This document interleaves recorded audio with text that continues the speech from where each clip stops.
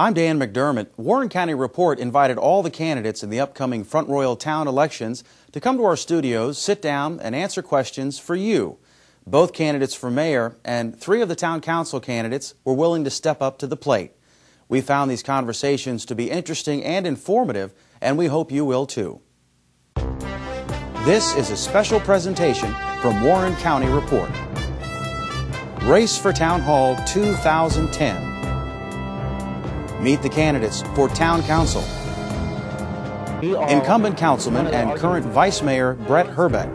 We live under the same rules that we have to enact and enforce. So if we put a tax on something, we have to pay for it. Well-known Front Royal resident Robert Tennett. I think government helps out the citizens as well as citizens help out the government, because citizens can bring out complaints to the government. The government can try to fix the best way they possibly can. Incumbent Councilman and town business owner Shae Parker. As a councilman, as a representative of the people, you have to look out for their welfare and represent that as well as for their safety. Now, from our Middle of Main studios in downtown Front Royal, here's Warren County Report's Roger Bianchini.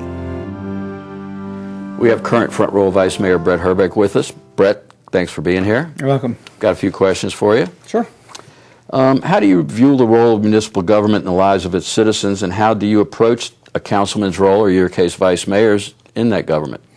Well, there's certainly a role for municipal government, obviously. It's to provide roads and planning, the police department, in some cases the parks and rec, the school system in cities and the county level.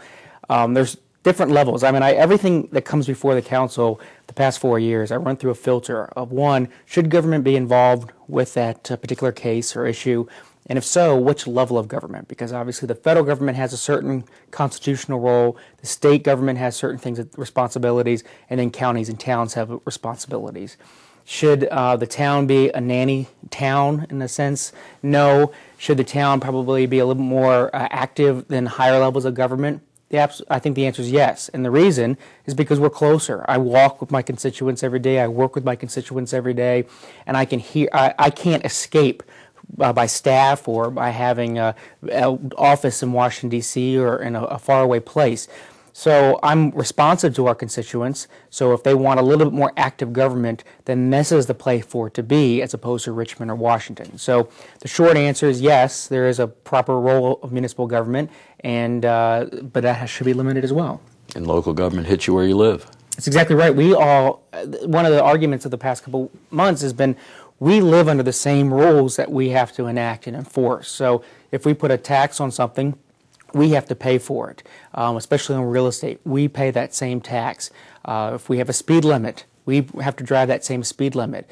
If we have a law to enforce a particular zoning or not being able to play pool after 2 o'clock in the morning, we have to abide by those same rules. We can't escape to another jurisdiction. So, and that's very different than some of the other areas that you could represent in government. We can't exempt ourselves from those things. So it's an interesting world where we have to live under the same rules. What a concept. Yeah, exactly. Robbie Tennett. Yes. Council candidate in Front Royal, Virginia. Thanks for being with us today. Yeah, thank you, Roger. Thank you for inviting me today. I'll ask you a few questions. Okay. How do you view the role of municipal government in the lives of its citizens, and how would you approach your role as a councilman? Okay. I think government helps out the citizens as well as citizens help out the government, because citizens can bring out complaints to the government. The government can try to fix the best way they possibly can. And also, what was the last part of that question there, please? How would you approach your role as a councilman? One of the reasons is that I think it'd be effective is that I know a lot of people in town, and they know they can approach me. I mean, one of the advantages I do have is my father has been well known in this town. He was store manager up across the street from Arby's. Was former superette and IGA for over 50 years there. And my father known a lot of people. I worked for him for 5 years, but worked with him for 5 years. That helped me out. Know people around Front Royal. So you would be accessible. Oh, it's very accessible.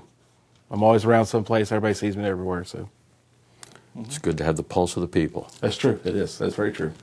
We have Front Royal Town Councilman Shae Parker with us. Shae, thanks for being here.